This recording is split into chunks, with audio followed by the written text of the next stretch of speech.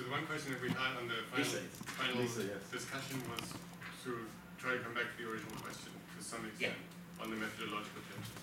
So, thank you. I wanted to raise 2 points. One is, you raised this question, should we still talk about markets? One thing that we actually haven't talked about a lot is, where do we still have competitive markets? And where do we have something that's called market, but is actually just cardinals and monopolies?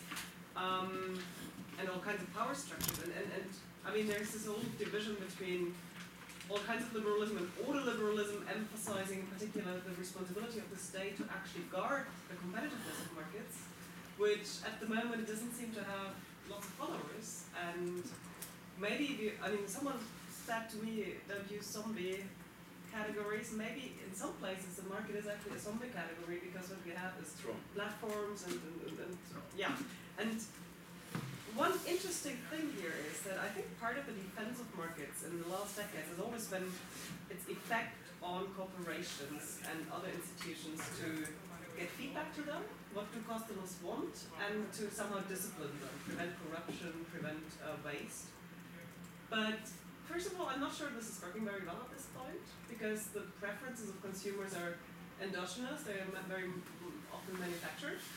And discipline of the market on like Amazon, where is it?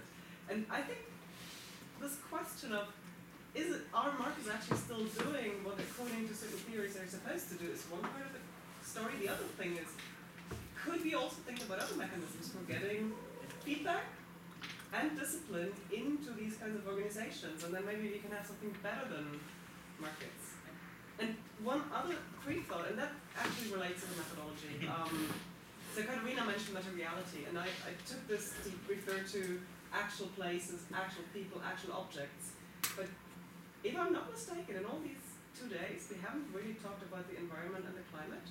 We've talked about externalities a bit, but I sometimes wonder to what extent a lot of market thinking has an implicit assumption that there is this empty space that we can crow into. So the Lockean, in the beginning all the world was America thing, like there's space and we just need to somehow crow into it through markets. If we assume that at least for the Western countries, economic growth might actually not be permissible and maybe not even possible anymore, how much in our thinking do we have to change?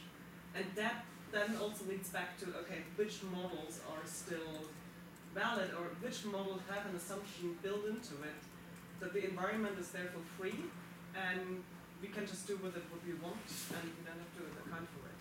So, and that would then require interdisciplinary collaborations also with people in national science, climate science, I don't know, but it would bring this whole other dimension in that makes it all messier and more complicated, but I think in a way that's urgently needed.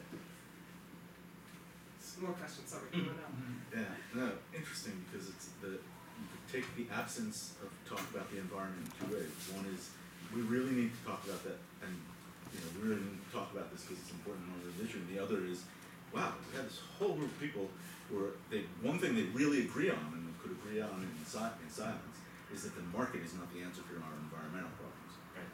And so they had this entire conference, and they didn't say environment. So I don't know how to interpret the silence. That's Ron's problem. David. Well, I didn't plan remarks, and I'm super tired, so I probably shouldn't risk saying much, but these comments were so interesting. And I've had such an amazing time here, so thank you all for including me. A quick thought on the methodological tension. The one thing I think we've been circling around is the role of price, and then the possible extension of price-like analysis to unpriced domains, and that's come up in different ways. And so it makes me think about, then the relation of price to value is always implicit, because on the one hand, we're supposed to be interested in prices because they tell us something about something we care about. Then to Hanok's point, well, what's value then? But I think in terms of the methodological tension, I'm working on the what's value conversation in a long book that I may never finish, but sometimes when you have a question, I'll just as a side note. You will finish. Yeah, because you're coming to Berkeley. Sometimes when you have a question that seems like no one can answer it, the problem is not with the lack of answers, it's with the question. Right? This is Wittgenstein 101. So, so then you can provide only a history of the problem that the question is, not an answer to the question. If you wanted my single one line there, it's that the problem is that value is a simulacrum of the will, and that questions that are related to the normativity of the will get inflected through a discourse on value that doesn't actually have an answer. That's abstract, but that's my best come to. Now that relates to price in the following sense, I think, that since the 18th century, there have been efforts to find proxies for collective will formation, population, wealth in some sense, grain, good harvest, sort of social facts that would account for the legitimacy of a regime. And we can be very concrete about this. How do you know whether the King of France in 1750 is doing a good job when you never ask the people? That you have to rely on proxies for something like asking the people, which the people are going to demand that they get asked pretty soon. But for a while, there's these proxies that develop, and social science has its origins in the effort to develop more and more refined, accurate proxies that are always these stand-ins. But then when you ask, well, what's behind the big grain harvest? You don't sort of say the people's will, although that's sort of what the value in the grain harvest is supposed to be standing for, and then grain circulates to labor, and labor circulates back to grain, and then you've got the first circular flow. Okay, so where does this all go in terms of methodological tensions, to Ralph's point? I think the effort to focus on price is an effort to have a social fact that you don't have to query in language terms, that you don't have to have a conversation with prices. They arrive already abstracted from contexts, right? And so then you can use them, and then you can do really cool things with them analytically. But when you then try and move from price to unpriced context, do you not lose the very abstraction that price delivered? Thinking of Christine's work here, the price delivered or constructed, was constructed through money. And you're in a domain then where you have to re-engage with fundamental questions of social ontology, precisely because you don't have prices to rely on. This is a point that Jan made to me this morning, which I thought was brilliant. And when you then re-enter social ontology, then you're back in the world where you have to ask, how do language-mediated social facts emerge, and then what's the way of approaching them? You can't approach them anymore in the way you could price, the abstraction from language to a single number that you can then play around with as if it's a natural object. You're in a world that in some sense is underneath or before that, where I think we would have to come back to basic Aristotelian questions about how is it that we understand a social animal that lives in a polis and uses language to make meaning. And that's the tension, I think. And so to Ralph's point about markets and Katerina's point about where is the market, we identify the market across domains where we have to be thinking about objective prices and places where we're dealing with meaning-making, linguistically embedded institutions. And you don't have to go all the way with Dilthey to think that there's different methods for dealing with different parts of that spectrum, and yet we're always conflating the two when we talk about the market. So thank you for including me.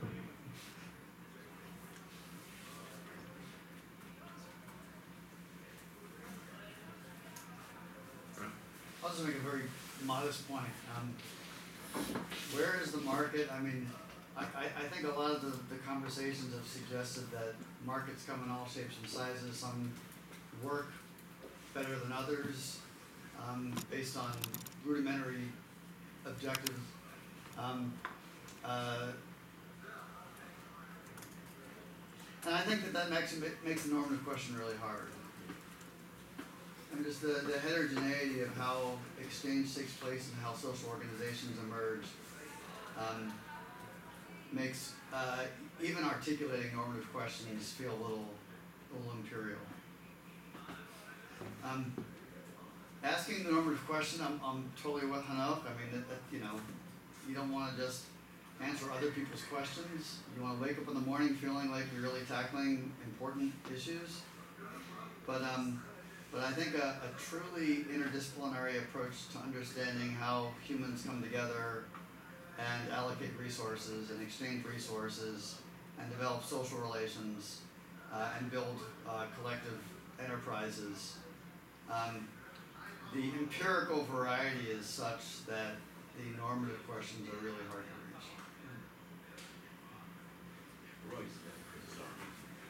guess I want to push back on the last two comments in a way. I mean, I don't see anything but normative questions everywhere, and I think that's because, I guess, David, I think the fact that price is constructed, I see price as emerging from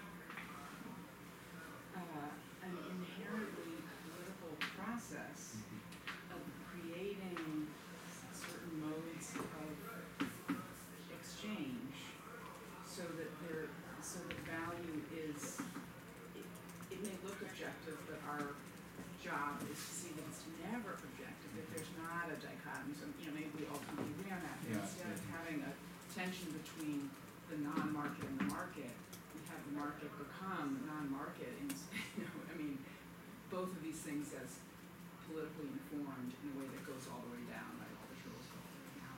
So to me, the reason that's important is that value emerging from this process is always emerging from certain relations of power and from certain relations of opportunity and from certain circumstances, which maybe connects to the fact that I see the normative questions everywhere.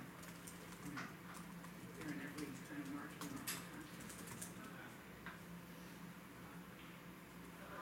So they're implicated everywhere, but you do a ton of analytical work to reveal where they're implicated, and that analytical work isn't in the service of a particular, it isn't necessarily in the service of a particular normative outcome. So it takes all this work to show that prices in a very basic sense are created first of all by, say, the mode of money creation and the money path. Now, once you've seen that, you can say several things. One thing is, those people who tell you prices just arise spontaneously and therefore there's no way to even talk about the justice of prices, like Hayek says, are actually concealing something. So when you say that someone's concealing something that has actually an ideological function, and it's trying to justify something, that in a sense is already a normative impact in a way of your analytical work. But it doesn't point to what should be the ways that we should structure a system in order to get valuation right. Or no, because even because here's how do we know that we are nervous if we don't know where's the north? No. You have a question about what the politics should be, and you don't know what the. I'm not saying I have a normative answer. But not even necessarily a normative direction, right? So because your normative direction could be, wow, I really think more and more people should be involved should be cognizant, first of all, and second of all, involved in the kind of decision making that will, shape the money path and eventually create pricing. And you could say that is really a waste of time for most people, and it's really great that somebody else, that we can pay people to do that, and even put some of the people to sleep regarding the fact that at this basic level, prices are going to be decided by this kind of decision making, because if we don't, all the benefits of depersonalized markets will threaten to fall apart, right? And people will only, the people who root for the people who root for one team will only trade with the people who root for another team, and so the normative position is left completely open, even on the basic questions of how much political involvement should be directed to this question, which is always always, so, and there, maybe you think, okay, this will lead to a normative position because, like me, I think there are some normative things that are so close to bedrock, right? So, for instance, people should have much more sense of self-government regarding their economic destiny than anything like they have had under capitalism. Maybe think that kind of thing, and it's so much bedrock that you think, okay, what I've revealed analytically leads almost inexorably to a normative conclusion. But I actually think that's not an inexorable conclusion. I mean, I think there's a strong justifications for it, but I can certainly imagine that not everybody will accept them. And one of the reasons people may not accept them is that even people like Hanukkah would say, oh, I like the idea of, people who are self-determining about their economic destiny would say, oh, no, but if they get into all of that stuff, we know exactly where that leads. Populism about things like the Fed will lead to Trumpism, and our society will be splitting apart because we won't be able to trust experts in places like the Federal Reserve or the Supreme Court, and we're going to rip down liberalism. Right? So the place where... I'm not necessarily saying that. So first of all, No. But what I'm saying is that the normative questions here can actually split apart people who seem to be very, very close normatively. I agree. And so that means that all of this analytical work it's related to normative questions, but it's not really directing the answers to normative No, questions. but I agree about that, but I'm not asked about normative questions, I didn't ask about normative consensus, right? So I really think that, and I actually would stand on that as a point of principle, right? That the goal is here to see the normative debate, and that there isn't a way to get to a normative consensus at the outset. But from my point of view, it's to see, if we see how prices are generated, that produces a debate that we can't know the end, we can't know the consensus before we go through the process of seeing how these circumstances are producing prices, are producing value, right? And that result, that production of value is going to be so far, in my estimation, from what the mainstream economists think value is, think preference is, that we will have moved the debate. And I don't know whether that's going to ultimately result in a normative direction that you're comfortable with or that I'm comfortable with, but I think it's a different debate, and I think it's a normative debate, and I would prefer that debate than the one that we're currently stuck in, which is reified markets, pre-existing value, empty ideas of value. I mean, that's where I think we are.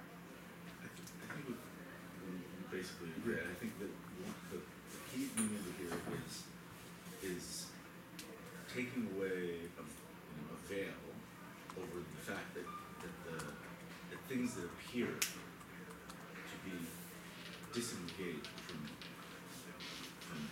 decision making are actually driven by normative decision, and some of that decision making could be engaged in debate, and then there will be first and second order questions. What should be the answer? How should the debate? Who gets to talk? But okay. That's a relief because I really like to agree with you. Well, you agree with a lot. That's also good. So I discussed this issue a little bit with Chris on lunch yesterday without knowing that we'll all discuss it today because she asked me about my work, and I started with the empirical side of things and what I found in empirical research, contracts, consumer contracts, and so on. And then she asked, okay, but what's your normative update? Like, how do we solve this? And I started, with the empirical, modesty. I'm cautious. First, we need to get all the data, and we need to understand the problem before before getting to the normative part, but then I that did not convince her at all. So I immediately started with the list of possible solutions, caveats.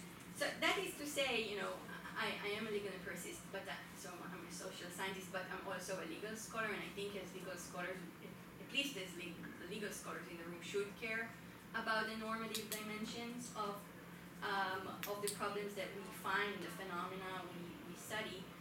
And that doesn't mean that I do not share Barak's intuition that answering the normative questions may be a difficult task, especially given that markets are heterogeneous and they differ in fundamental ways. But the fact that answering or tackling a question is difficult does not mean we should not engage in it as academics.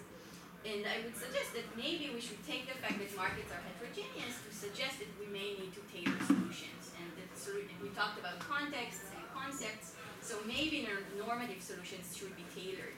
And we need to stop thinking about unifying the law and unifying regulation and thinking about markets in the abstract and start thinking in context. I do want to assure you that at least in the sessions I attended, we did have a normative discussion. So Lisa even said she had, although an implicit, but she did explicitly say that she said, but you explicitly said you have an implicit normative agenda.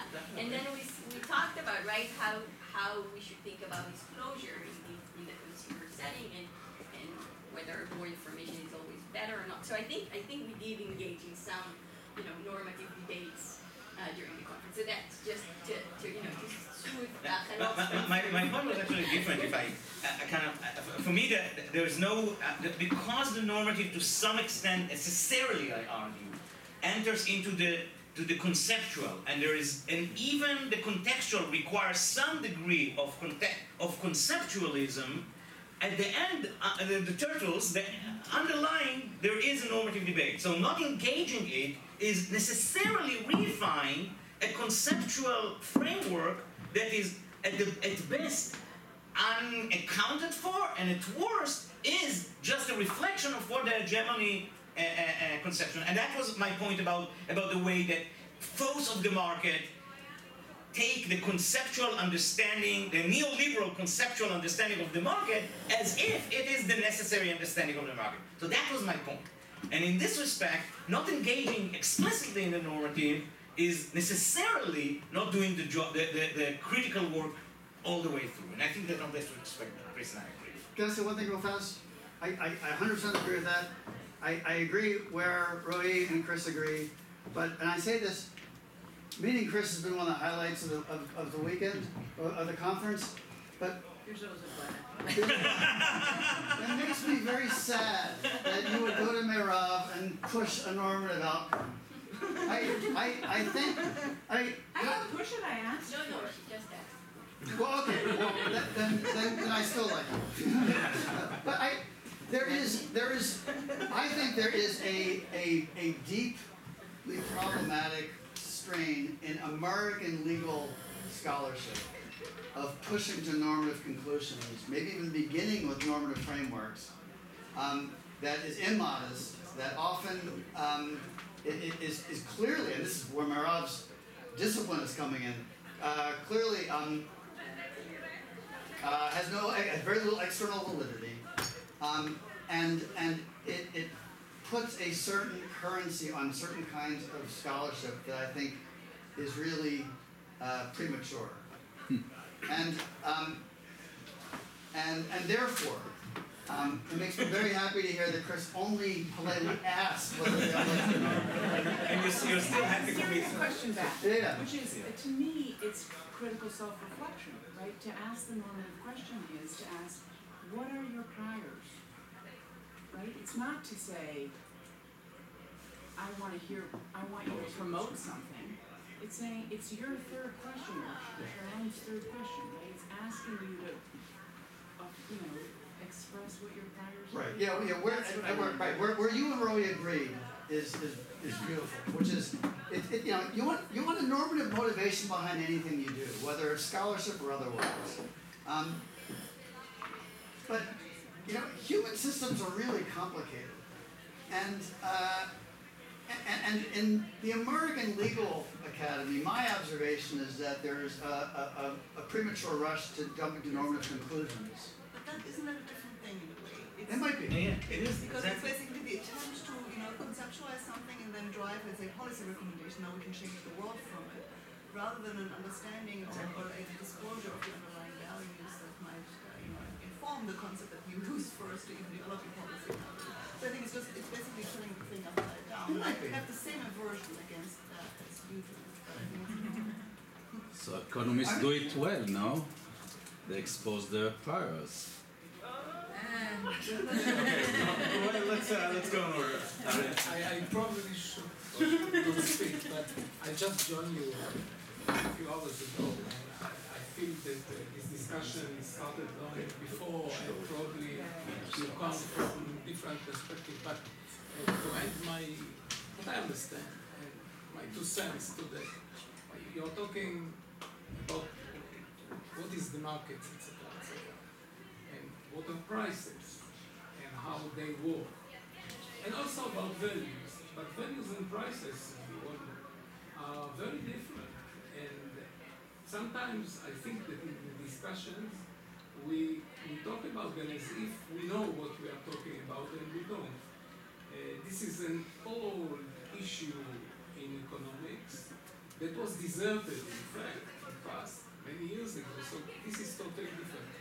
I feel like starting to go to fundamentals. What is the market system? Market system is something that Edmond, the worldly philosophers, he defined it as the start of capitalism. And just to distinguish between a market which more or less we can define and the market system, which is really difficult to agree about what exactly. So it is my 2 cents for your discussion. I'm not sure that it adds anything. Did you have?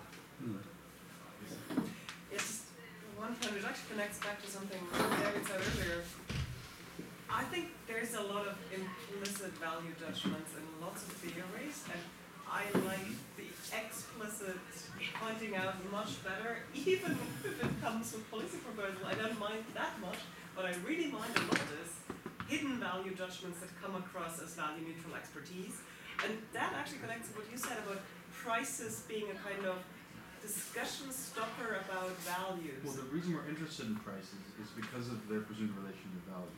Well, Otherwise, why would but we be interested? I mean something else. What I mean is that, and maybe I misheard you then, but I thought you were also saying that. Well, and then they enter into a conversation of something that seems to not require logos, basically. I actually think we care about prices only because it creates certain incentives, not because we think there's anything inherent. That's right, but the Okay. incentives Guys, allow you. Sorry.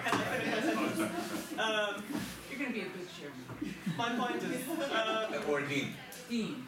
no, the point I want to make is actually very basic. I think that we are actually not having certain societal conversations about values, and the environmental case is the poster child example, because there is always an assumption that we can somehow deal with these things by somehow finding prices for them, and then they will set incentives and so on. But I think for lots of issues, we are at a point in history where the conversation about what is the system supposed to deliver us and which values is it supposed to serve really needs to be opened up again.